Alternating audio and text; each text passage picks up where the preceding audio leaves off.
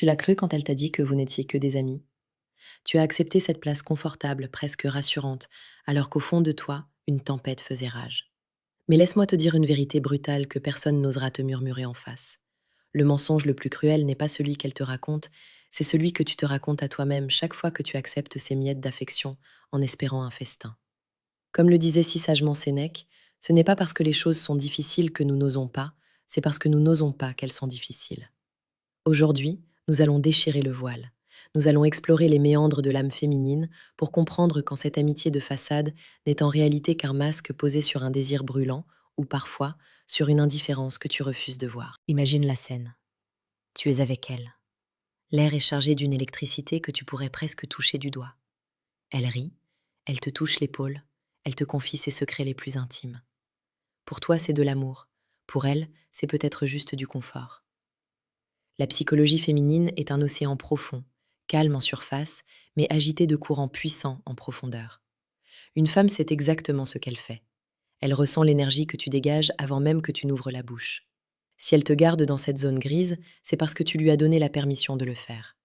Tu es devenu son port d'attache, celui qui l'écoute quand elle a mal, celui qui la rassure quand elle doute, mais pas celui qui fait battre son cœur au rythme de l'interdit. Pourtant, il arrive un moment où tout bascule.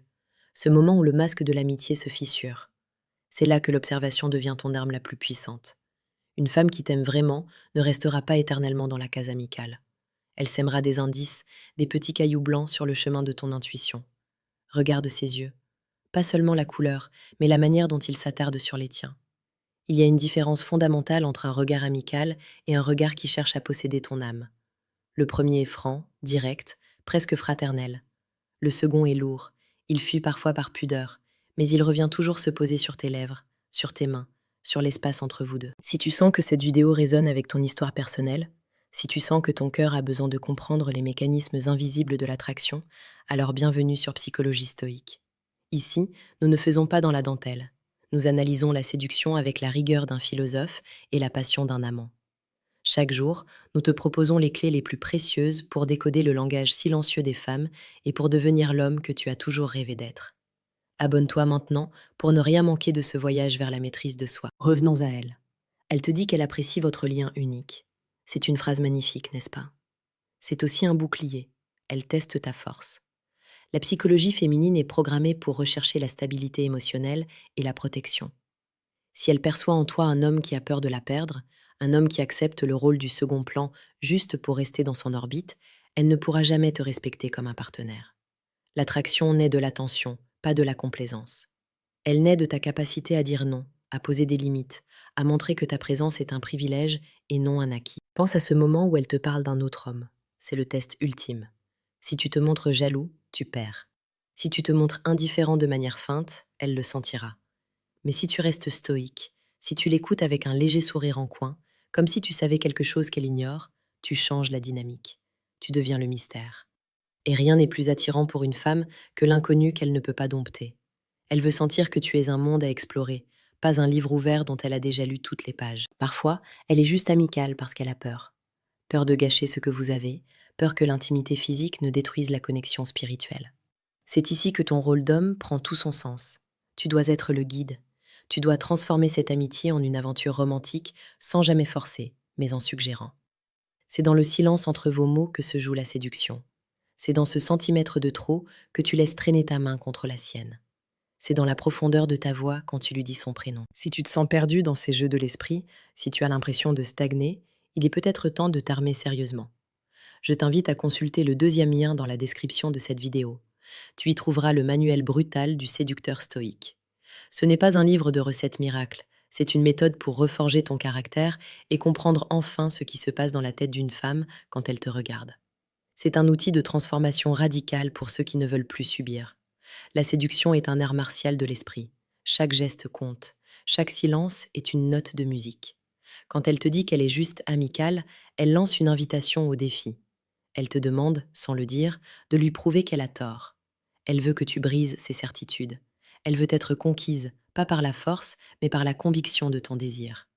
Un homme qui sait ce qu'il veut et qui n'a pas peur de l'exprimer possède une aura magnétique. Regarde les exemples autour de toi. L'homme qui finit dans la friend zone est souvent celui qui en a fait trop. Il a été trop gentil, trop disponible, trop prévisible. Il a oublié que le désir a besoin d'air pour respirer. Il a étouffé la flamme sous une tonne de politesse et de services rendus. La psychologie nous enseigne que nous accordons de la valeur à ce qui est rare. Si tu es toujours là, si tu réponds à ses messages dans la seconde, si tu es son chauffeur, son confident et son psychologue gratuit, pourquoi aurait-elle besoin de te voir autrement? Tu as rempli toutes les cases de sa vie sans jamais réclamer la place de l'amant. Il est temps de reprendre ton pouvoir. Il est temps de comprendre que l'amitié entre un homme et une femme est souvent un champ de bataille déguisé en jardin de fleurs. Soit tu acceptes d'être le jardinier qui entretient le bonheur d'un autre, soit tu décides d'être celui qui récolte les fruits. La transition est brutale, elle demande du courage. Elle demande d'accepter l'idée que si tu tentes ta chance et qu'elle refuse, tu devras peut-être partir. Mais n'est-il pas préférable de partir avec sa dignité plutôt que de rester dans l'ombre d'un amour non partagé? Sur Psychologie stoïque, nous croyons fermement que la vérité libère. Chaque jour, nous décortiquons ces situations pour te donner l'avantage. Si tu n'es pas encore abonné, demande-toi pourquoi tu hésites à investir dans ta propre compréhension des relations humaines. Rejoins notre communauté d'hommes qui cherchent l'excellence et la clarté. Quand tu t'aperçois enfin qu'elle n'était pas juste amicale, c'est souvent trop tard. Le moment est passé, l'opportunité s'est envolée parce que tu as hésité. La psychologie féminine est faite de fenêtres de tir qui s'ouvrent et se ferment. Si tu ne saisis pas l'instant, elle passera à autre chose. Elle se dira que tu n'avais pas assez de cran pour franchir la ligne. Et une femme ne peut pas désirer un homme qu'elle doit porter à bout de bras vers l'intimité.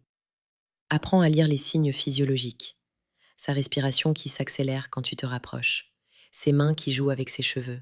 Sa manière de rire à tes blagues les plus nulles. Tout cela, ce ne sont pas des signes d'amitié. Ce sont des cris de son inconscient qui te disent « Agis, sois l'homme, prends tes responsabilités ».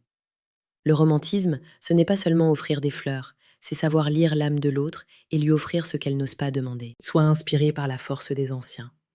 Ne laisse pas tes émotions dicter ta conduite. Si elle te dit qu'elle veut rester amie, accepte-le avec un calme olympien, puis retire-toi. Ne sois pas celui qui supplie, ne sois pas celui qui essaie de négocier l'amour. L'amour ne se négocie pas, il se ressent. En t'éloignant, tu crées un vide.